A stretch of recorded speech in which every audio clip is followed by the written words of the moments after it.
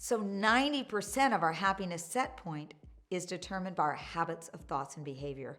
That is so exciting because it's freedom. It means no matter where you are in the happiness in your past, you can change it with some specific, simple things. That is so exciting because that means we can change it. Okay, but how do we do it? How do we do that? How do we get happy? So I found that there were 21 main happiness habits, and they fell into 7 categories. And I'm going to go through these 7 categories really briefly, just because it's important to see where are you the weakest. Wherever you're the weakest, that's where you want to start. And for different people, it's different. And Christy, I'm going to ask you to tell us where you're the weakest in these 7 areas.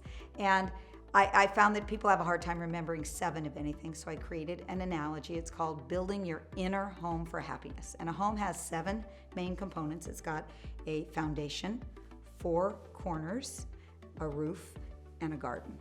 So here's how this relates to your home for happiness. The foundation is taking responsibility for your happiness and your life.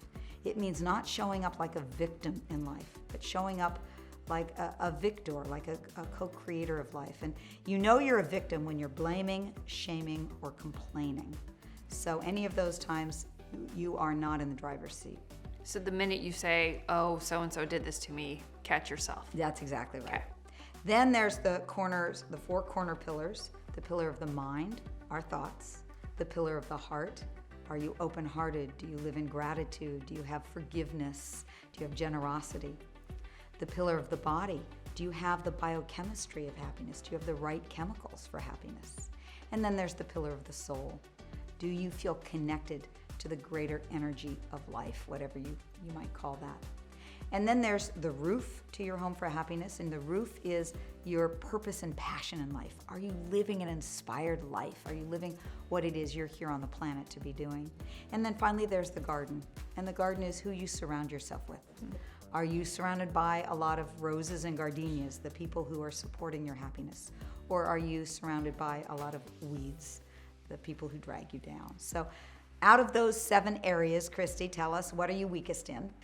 I think the 2 that came to mind are the garden, and this series, Marci, has changed my life because I'm surrounded now by women who are so giving, connecting, teaching, loving. This friendship has changed my life. I feel so grateful. So the garden is huge, who you surround yourself. It really is huge because the research has found that we catch the emotions of the people around us just like we catch a person's cold. It's called emotional contagion. Wow. So when you're around a lot of negative people, you're picking up that negativity. And when you're around a lot of people who are encouraging and supportive and loving, you're picking that up too. So you want to make sure that you surround yourself with people whose energy you want to catch. It's big. The second one could possibly be biology. And maybe that's a belief I have that, you know, I'm a woman going through a certain time of my life where my hormones are a little crazy. So how do we do it if it's something I feel it's kind of out of my control? So the reality is that there are a lot of things that any of us can do to create more of the happiness chemicals: serotonin, endorphins, oxytocin.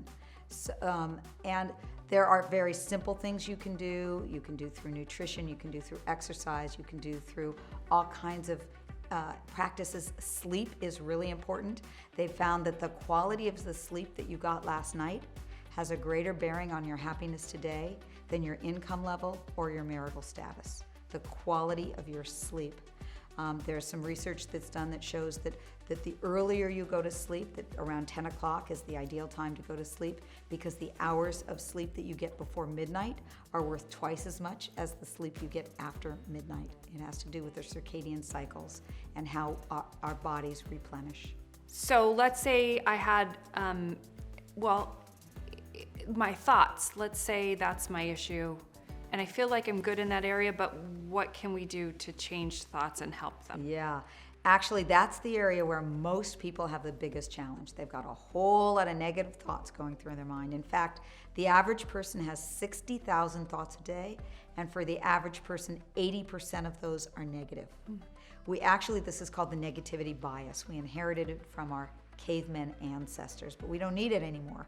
A colleague of mine, Rick Hansen, calls it the Velcro Teflon syndrome. Our minds are like Velcro for the negative. You know, the negative just sticks to us, but they're like Teflon for the positive. The positive just slide off of us. So if you get 10 compliments in a day and 1 criticism, what do you remember at the end of the day?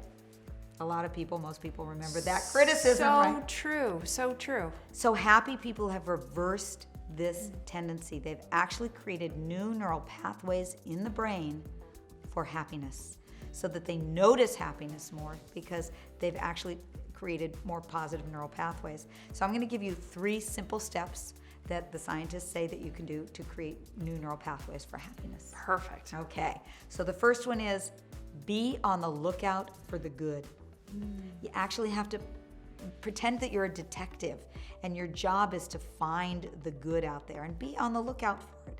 One of the women I interviewed for Happy for No Reason said she pretends that she's the Academy Awards committee and that her job is to give out 5 Academy Awards every day.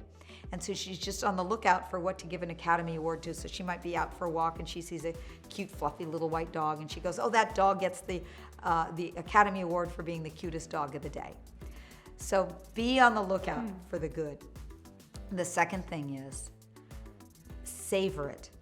It takes 20 seconds for the good to land enough that it will start to create new neural pathways in the brain. So that means you actually have to notice it and take it in deeply. So if you see a beautiful sunset, it's not enough to go, oh, there's a pretty sunset. You need to really stop and take it in for 20 seconds. It's as though you're digesting it. Allow yourself to nourish you. And then the third thing is to go for a 3-to-1 ratio. 3 positives for every 1 negative. So that means every time you got something that just comes up that's a negative, you want to quickly look for 3 positives to replace it. Those are magical. They're They're great. simple. They're They don't great. take any extra time. You know, it's just a matter of somehow simply switching our habits. And what I tell people is use your life as an experiment. Just experiment, see what works for you, see how it works for you. Maybe do this practice for the next 2 weeks and see how it works. I had an experience early on where I wrote on a piece of paper 2 numbers that just really gave me a vision of something. And I remember what it did was every time I would go off and think negative thoughts, I could easily refocus. And this gives us so many ways to like keep it inside. They're really, really great. Yeah, and it's so easy. When you're really looking for the good, it's actually really easy to find. I mean, wherever you're sitting right now, just look around you and see if you can find 3 or 4 things that you really can appreciate.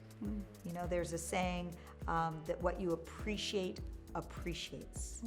What you appreciate grows stronger in your life. What we put our attention on is what grows stronger. So when you're putting your attention on gratitude, you're going to get more of the good stuff.